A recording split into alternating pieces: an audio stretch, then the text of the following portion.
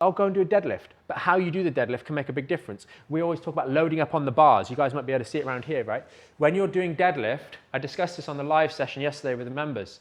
When you're doing the deadlift, okay, if you look, and this is another example of the ease of setup and thinking about what you're doing and how you're doing it, right? You're going to the gym and you go, oh, you know, my deadlifts were perfect, but why did my back get sore?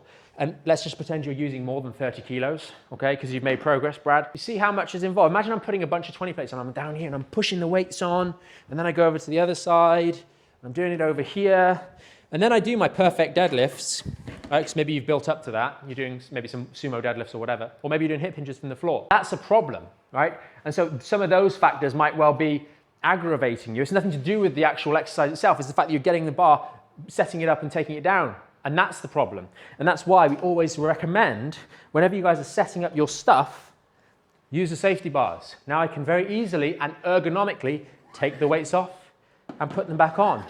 And I can take the bar off, I can go into my hip hinges, and then I can put the bar back. Super easy. This care of self stuff is the thing that often isn't talked about. It's nothing to do with the exercise. It's how you got to the position of starting the exercise.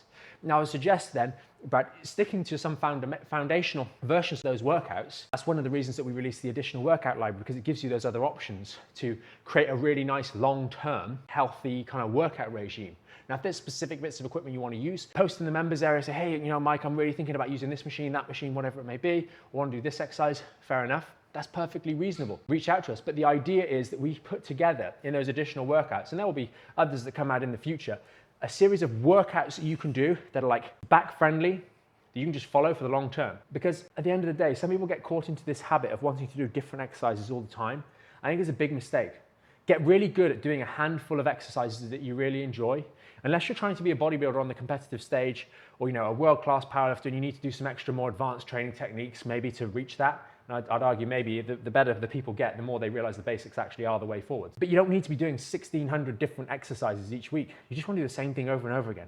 The only thing that really should change is the number on the bar. Right? That's what's going to get most of you guys, you know, all the progress you ever need. And so you can switch over to do other bits and pieces, but just be mindful of why are we choosing that? Is it just for variety in our own mind, or is there something deeper there that we're trying to fix? In which case, always reach out to us, Brad, if you're in the membership.